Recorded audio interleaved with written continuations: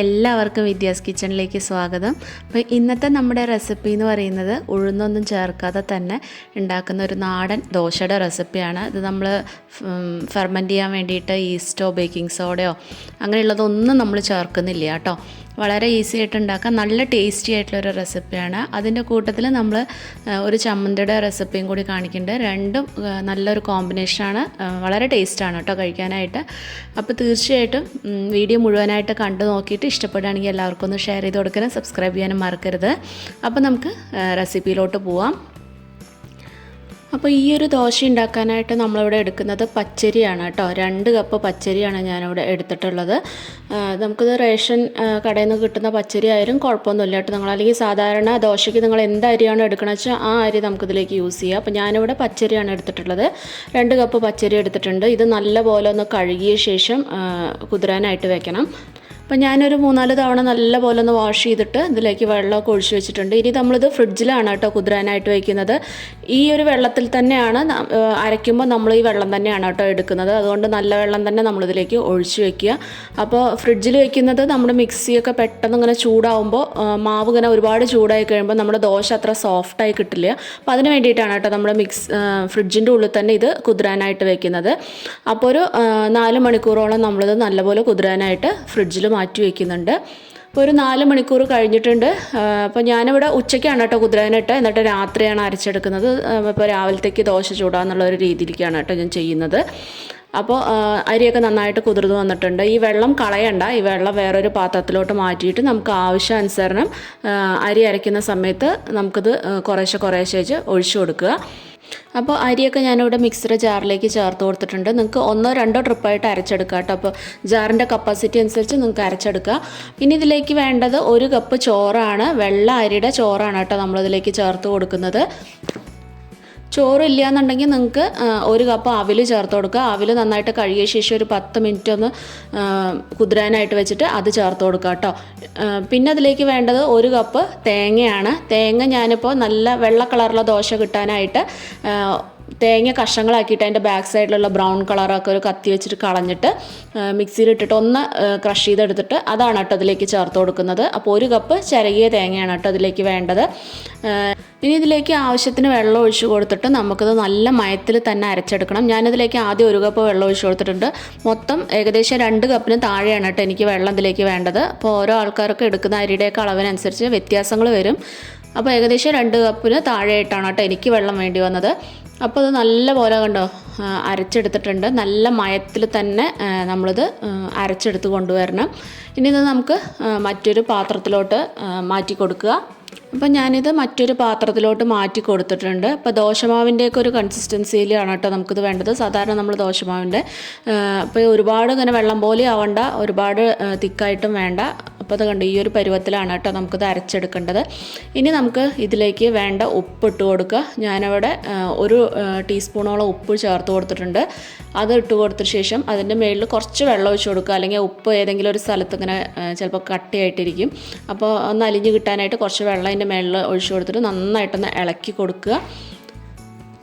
ഇതിന് നമുക്ക് നമ്മുടെ ഒന്ന് പുളിക്കാനായിട്ട് നമ്മുടെ കൈ വെച്ചിട്ട് തന്നെ നന്നായിട്ടൊന്ന് ഇളക്കി കൊടുക്കുക കേട്ടോ. എന്നാലാണ് അതിൽ പാകത്തിന് പുളിയായിട്ട് കിട്ടുള്ളൂ. പിന്നെ ഈ മാവ് ഇങ്ങനെ പിറ്റേ ദിവസത്തേക്ക് പതഞ്ഞ് പൊങ്ങി വരിക അങ്ങനെയൊന്നും ഉണ്ടാവില്ല കേട്ടോ. ഒന്ന് നന്നായിട്ട് പുളിച്ച് കിട്ടുന്നേ ഉള്ളൂ. രണ്ടങ്ങനെ പൊങ്ങി വരുമൊന്നുമില്ല. കാരണം നമ്മൾ ഈസ്റ്റോ അങ്ങനെയുള്ള ഒന്നും ചേർക്കുന്നില്ലല്ലോ. അതുകൊണ്ട് പതഞ്ഞ് പൊങ്ങുമൊന്നുമില്ല കേട്ടോ. അത് എത്രയാണോ ഉണ്ടായിരുന്നത് ആ ഒരു ഇതിൽ തന്നെ ഉണ്ടാവുള്ളൂ. പക്ഷെ നല്ലൊരു സോഫ്റ്റായിട്ട് കിട്ടും. അപ്പോൾ നന്നായിട്ടൊന്ന് കൈവച്ചിട്ട് ഇളക്കിയ ശേഷം നമ്മളിതൊരു മൂടി വെച്ചിട്ട് 8 മുതൽ 12 മണിക്കൂർ വരെ നമ്മളിതൊന്ന് മൂടി വെച്ചിട്ട് പുളിക്കാനായിട്ട് വെക്കണം. ഓരോ സ്ഥലത്തെ കാലാവസ്ഥയുടെ അനുസരിച്ച് വ്യത്യാസങ്ങൾ വരും. അപ്പോൾ എനിക്കൊക്കെ ഒരു 8 മണിക്കൂർ കൊണ്ടൊക്കെ പുളിച്ച് കിട്ടിയിട്ടുണ്ടായിരുന്നു കേട്ടോ. അപ്പോൾ ഇത് പിറ്റേ ദിവസം രാവിലെ ആയിട്ടുണ്ട്. അപ്പോൾ ഈ ഒരു സമയത്ത് നമ്മുടെ മാവ് ആവശ്യത്തിന് പുളിച്ചിട്ടുണ്ട്. കണ്ടോ മാവ് നല്ല സോഫ്റ്റായിട്ട് നല്ല ഫ്ലഫി ആയിട്ട് വന്നിട്ടുണ്ട് കേട്ടോ. അപ്പോൾ ഇതാണ് അതിൻ്റെ ഒരു പാകം എന്ന് പറയണത്. അപ്പോൾ ഈ ഒരു രീതിയിലായിട്ടുണ്ടെന്ന് പറഞ്ഞു കഴിഞ്ഞാൽ മാവ് അത്യാവശ്യം നന്നായിട്ട് പുളിച്ചിട്ടുണ്ടെന്നാണ് കേട്ടോ അർത്ഥം. ഇതുപോലെ ഒന്നും ആയിട്ടില്ല എന്നുണ്ടെങ്കിൽ കുറച്ചും കൂടി സമയം നിങ്ങൾക്ക് വെക്കേണ്ടി വരും. ഞാൻ പറഞ്ഞ മാതിരി ഓരോ സ്ഥലത്ത് തണുപ്പ് കൂടുതലുള്ള സ്ഥലമൊക്കെ ആണെങ്കിൽ കുറച്ച് അധികം നേരമൊക്കെ വെക്കേണ്ടി വരും കേട്ടോ പുളിക്കാനായിട്ട്. അപ്പോൾ നിങ്ങൾക്ക് ഒരുപാട് തിക്കായിട്ട് തോന്നണുണ്ടെന്ന് വെച്ചാൽ കുറച്ചും കൂടി വെള്ളം ഒഴിച്ചിട്ട് ഒന്നും കൂടെ ഒന്ന് ലൂസാക്കി എടുക്കുക. ഇനിയിപ്പോൾ ഈ മാവ് അവിടെ ഇരിക്കട്ടെ. ആ ഒരു സമയം നമുക്കിതിന് വേണ്ടിയിട്ടുള്ള ഒരു ചമ്മന്തി തയ്യാറാക്കണം. അതിന് വേണ്ടിയിട്ട് ഞാനൊരു പാൻ വെച്ചിട്ട് അതിൽ ഇത്തിരി വെളിച്ചെണ്ണ ഒഴിച്ച് കൊടുത്തിട്ടുണ്ട്. വെളിച്ചെണ്ണ ചൂടാകുമ്പോൾ ഒരു ടീസ്പൂൺ ഉഴുന്ന് ചേർത്ത് കൊടുക്കുക. ഉഴുന്നൊന്ന് ജസ്റ്റ് ഒന്ന് കളറ് ചേഞ്ചായി വരട്ടെ. ഉഴുന്നിൻ്റെ കളറൊക്കെ ഒന്ന് ചേഞ്ച് ആകുമ്പോൾ നമുക്ക് അതിലേക്ക് ഒരു 4 അല്ലി വെളുത്തുള്ളിയും ഒരു 2 വറ്റൽമുളകും ചേർത്ത് കൊടുക്കുക. തീരെ ചെറിയ വെളുത്തുള്ളിയാണെന്നുണ്ടെങ്കിൽ ഒരു 2 കൂടി എക്സ്ട്രാ ചേർത്ത് കൊടുക്കുക കേട്ടോ. ഇനി അതിലേക്ക് നമ്മൾ ചേർത്ത് കൊടുക്കുന്നത് ഒരു 15 മുതൽ 20 വരെ ചെറിയ ഉള്ളി ചേർത്ത് കൊടുക്കുക. ചെറിയ ഉള്ളി ഇല്ല എന്നുണ്ടെങ്കിൽ മീഡിയം സൈസുള്ള 2 സവാള അരിഞ്ഞിട്ട് ചേർത്ത് കൊടുക്കുക. അപ്പോൾ ചെറിയ ഉള്ളി കഴുകിയപ്പോൾ അതിൽ കുറച്ച് വെള്ളം ഉണ്ടായിരുന്നു കേട്ടോ, അതങ്ങനെ പൊട്ടിത്തെറിക്കുന്നത്. അപ്പോൾ അതും കൂടി നല്ലോണം സോഫ്റ്റായിട്ട് ഒന്ന് കളറ് നന്നായിട്ടൊന്ന് ചേഞ്ച് ആവുന്നവരെ നന്നായിട്ട് വഴറ്റി കൊടുക്കുക.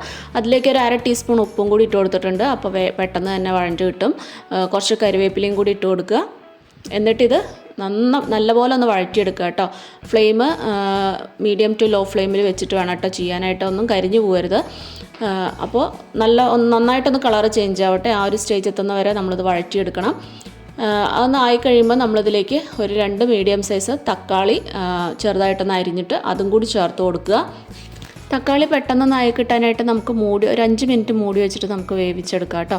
ഒരു 5 മിനിറ്റ് കഴിയുമ്പോഴേക്കും തക്കാളി നന്നായിട്ടൊന്ന് സോഫ്റ്റായിട്ട് വന്നിട്ടുണ്ട്. നന്നായിട്ട് വെന്തിട്ട് അത് സോഫ്റ്റായിട്ട് വന്നിട്ടുണ്ട്. ഇനി ഇതിലേക്ക് നമുക്ക് വേണ്ട പൊടികൾ ചേർത്ത് കൊടുക്കുക. ഒരു ടീസ്പൂൺ കാശ്മീരി മുളക് പൊടിയും ഒരു 1/2 ടീസ്പൂൺ എരിവുള്ള മുളക് പൊടിയും കൂടി ചേർത്ത് കൊടുക്കുക. നല്ലൊരു കളറ് കിട്ടാൻ വേണ്ടിയിട്ടാണ് കേട്ടോ കാശ്മീരി മുളക് ചേർത്ത് കൊടുക്കുന്നത്. അതില്ല എന്നുണ്ടെങ്കിലും കുഴപ്പമില്ല. പിന്നെ എരിവ് നിങ്ങളുടെ ഇതിനനുസരിച്ച് കൂട്ടുകയോ കുറയ്ക്കുകയോ ചെയ്യുക. പൊടികളുടെ പച്ചമണം ഒന്ന് വിട്ട ശേഷം നന്നായിട്ട് ആറാനായിട്ട് മാറ്റി വയ്ക്കുക. നന്നായിട്ട് ആറി കഴിയുമ്പോൾ നമുക്കതൊരു മിക്സിയുടെ ജാറിലേക്ക് മാറ്റി കൊടുക്കുക. എന്നിട്ട് നമ്മുടെ ആവശ്യത്തിനനുസരിച്ചുള്ളൊരു വെള്ളം കൂടി ചേർത്ത് കൊടുത്തിട്ട് നന്നായിട്ട് ഫൈനായിട്ട് തന്നെ അരച്ചെടുക്കുക കേട്ടോ. ഇത് നിങ്ങൾക്ക് നല്ല തിക്കായിട്ട് വേണമെങ്കിൽ അരച്ചെടുക്കുക. അല്ലാന്നുണ്ടെങ്കിൽ കുറച്ച് ലൂസായിട്ട് കുറച്ച് വെള്ളം പോലെ ആയിട്ട് വേണമെങ്കിൽ അരച്ചെടുക്കുക. ഒത്തിരി വെള്ളം കൂടെ ആക്കണ്ട. പാകത്തിനുള്ള തിക്നെസ് അനുസരിച്ച് അതിനനുസരിച്ചും ചെയ്യാം കേട്ടോ. ഞാനിവിടെ അത്യാവശ്യം നല്ല തിക്കായിട്ടാണ് അരച്ചെടുത്തിട്ടുള്ളത്. അത് നമ്മുടെ ഇഷ്ടാനുസരണം ചെയ്യുക. ഇത്രയും വെള്ളം മാത്രമേ കേട്ടോ ഞാനിതിലേക്ക് ഒഴിച്ചു കൊടുത്തിട്ടുള്ളൂ. അപ്പോൾ ഇതിനേക്കാട്ടിലും ഒന്നും കൂടെ ഒന്ന് നന്നായിട്ട് ലൂസാക്കിയിട്ട് അങ്ങനെ വേണമെങ്കിൽ ഈ ഒരു ചമ്മന്തി കഴിക്കാം കേട്ടോ. അത് നമ്മുടെ ഇഷ്ടം പോലെ കഴിക്കാം. ഇനി നമുക്കിതിലേക്കൊന്ന് വറുത്ത് കൊട്ടണം. അപ്പോൾ വറുത്ത് കൊട്ടാനായിട്ട് പാനിലോട്ട് കുറച്ച് വെളിച്ചെണ്ണ ഒഴിച്ച് കൊടുത്തിട്ടുണ്ട്. അതിലേക്ക് കടുക് പൊട്ടിക്കുക. കടുക് പൊട്ടിച്ച് കഴിഞ്ഞിട്ട് അതിലേക്ക് ചെറിയ ഉള്ളിയും വറ്റൽമുളകും കറിവേപ്പിലയും കൂടി ഇട്ടിട്ട് നന്നായിട്ടൊന്ന് വഴറ്റി കൊടുക്കുക. അപ്പോൾ ചെറിയ ഉള്ളി തന്നെ ഇടാനായിട്ട് നോക്കണം കേട്ടോ, കാരണം ടേസ്റ്റ് ചെറിയ ഉള്ളിക്കാണ്. എന്നിട്ട് അതിലേക്ക് നമുക്കത് വറുത്ത് കൊട്ടാം. അപ്പോൾ ചമ്മന്തി ഇവിടെ റെഡി ആയിട്ടുണ്ട് കേട്ടോ.